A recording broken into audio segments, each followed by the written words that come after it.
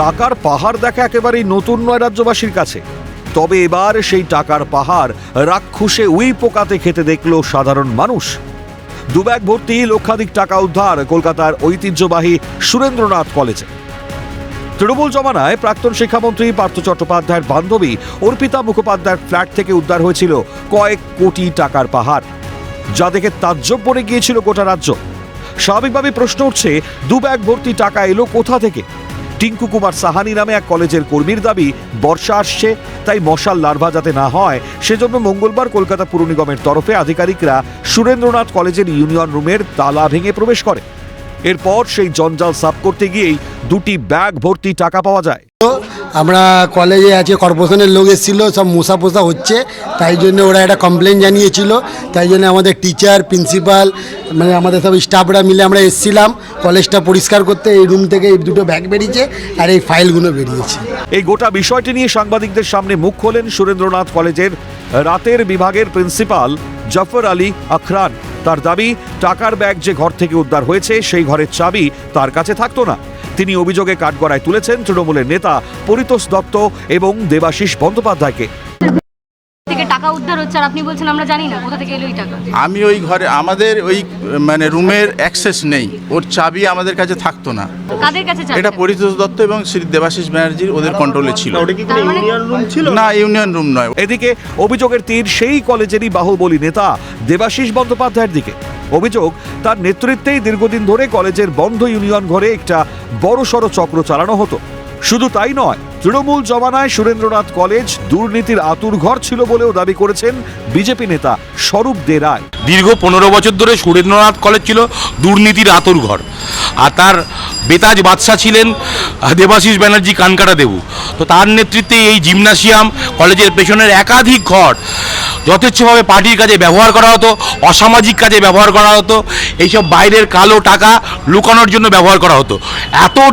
এত টাকার ফ্লো কোথাও নিয়ে যেতে পারেননি। প্রায় যদি আপনারা দেখেন, আপনারা ভিডিও করেছেন, দেখেছেন আনুমানিক 50 থেকে 60 লক্ষ টাকা উড়িতে খেয়েছে। এটা জিমনাসিয়ামের পেছনে প্রায় 7-8টা ঘর, দীর্ঘদিন ধরে এই ইউনিয়ন এবং এই এখানকার অসামাজিক এমএলএর বাহুবলী নেতা দেবাশিস ব্যানার্জি তালা দিয়ে রেখে দিয়েছিলেন। আরও অভিযোগ, এই সুরেন্দ্রনাথ কলেজ থেকে অসামাজিক কার্যকলাপ চলতো এবং এখান থেকে প্রচুর অসামাজিক কাজকর্ম হতো, অস্ত্রশস্ত্র, বোমা, গুলি সবই চলেছে এই কলেজ থেকে। তার অনেকে ভয় পাচ্ছিলেন। দীর্ঘক্ষণ আমাদেরকে খবর দেওয়া হয়, লোকাল আমরা যারা পারিপার্শ্বিক এখানে থাকি, প্রিন্সিপাল স্যাররা নেমে আসেন, সকলের সামনে যখন এই ব্যাগ খোলা হয় আমরা অবাক হয়ে দেখি যে প্রায় 50-60 লক্ষ টাকা উইতে খাওয়া 50-60 লক্ষ টাকা ওইখানে বাক্সের মধ্যে পড়ে আছে। ইডি বা সিবিআই কে দিয়ে সঠিক তদন্তের দাবি জানিয়েছে তৃণমূল নেতৃত্ব। আমি জানি না, মানে যদি এইটার যদি তদন্ত করুক সিবিআই, ইডি, আরো যা যা এজেন্সি আছে, আমরা চাইবো সঠিক তদন্ত হোক। কেউ যদি কোনোভাবে টাকা রেখে থাকে, এটা নোটবন্দির আগের টাকা না নোটবন্দির পরের টাকা, কি টাকা না টাকা, কে কিভাবে রেখেছে, কার টাকা, কেন কিভাবে আসলো, কোথা থেকে আসলো, একটা কলেজের মতো শিক্ষা প্রতিষ্ঠানে এইগুলো করবে, কারা করেছে? দেখুন, ওখানে তৃণমূল করলেই যে সবাই একদম সবকিছু ঠিকঠাক করেছে, অনেকের জন্য তো দলের ক্ষতিটাও হয়েছে।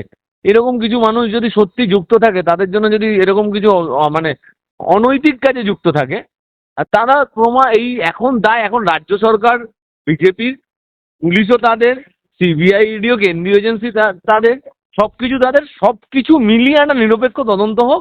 আর কি দেখতে হবে এই জীবনে সেটাই ভাবছি, তীব্র কটাক্ষ ছুড়ে মন্তব্য সজল ঘোষের। মানে আর কি দেখতে হবে এই জীবনে, এখন শুধু সেটাই ভাবছি। আমরা দেখলাম পার্থ বাবুর ঘরে টাকার পাহাড়, আমরা দেখতে পেলাম, আর কি দেখবো, তারপরে দেখলাম কাউন্সিলরদের পাটের খেতে টাকা পুঁতে রাখা। আজকে দেখলাম তৃণমূলের ছাত্র নেতারা, যদিও তাদের বেশিরভাগের বয়স 60-এর বেশি, তারা ইউনিয়ন রুমে আলমারির ভেতর লাখ লাখ টাকা, এবং সেই টাকাও উইয়ে খেয়েছে। ভাবতে পারেন কত টাকা থাকলে পরে টাকা উইতে খায়।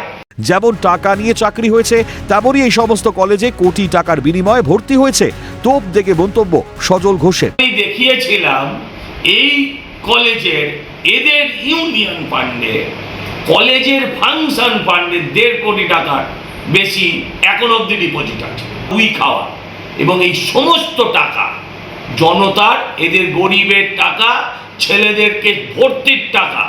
যেখানে যেমন চাকরি দুর্নীতি দেখেছেন, টাকা নিয়ে চাকরি হয়েছে, ঠিক সেরকমভাবে এই সমস্ত কলেজগুলোতে লাখ লাখ টাকার বিনিময়ে, লাখ টাকা কম বললাম, কোটি টাকার বিনিময়ে এই সমস্ত কলেজগুলোতে এরা ভর্তি বিক্রি করেছে।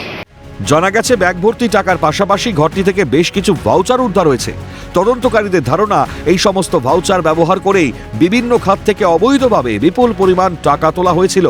কলেজে ভর্তির জন্য উঠতি কলেজ পড়ুয়াদেরও দিতে হতো কাটমানি বা ঘুষ, তা না হলে ভর্তির তালিকায় উঠত না নাম। তৃণমূল জমানায় এমনই ভুরি ভুরি অভিযোগ উঠেছে, এমনকি টাকা দিলেই অযোগ্যরাও কলেজে আসন পেয়ে যেত বলে অভিযোগ। এবার এই উইয়ে ধরা টাকা কি সেই সমস্ত গরিব পড়ুয়াদের বাবা মায়ের হাড় ভাঙা খাটুনির টাকা? এখন এই চক্রের জাল কতদূর বিস্তৃত এবং কারা জড়িত তা খতিয়ে দেখছে মুচিপাড়া থানার পুলিশ। এই সমস্ত কিছু টাকা তারা নিয়ে যাবেন বলে আমরা জানতে পাচ্ছি। ক্যামেরায় গোপাল সেনের সাথে দীপন্দনা সাউ, ক্যালকাটা নিউজ, কলকাতা।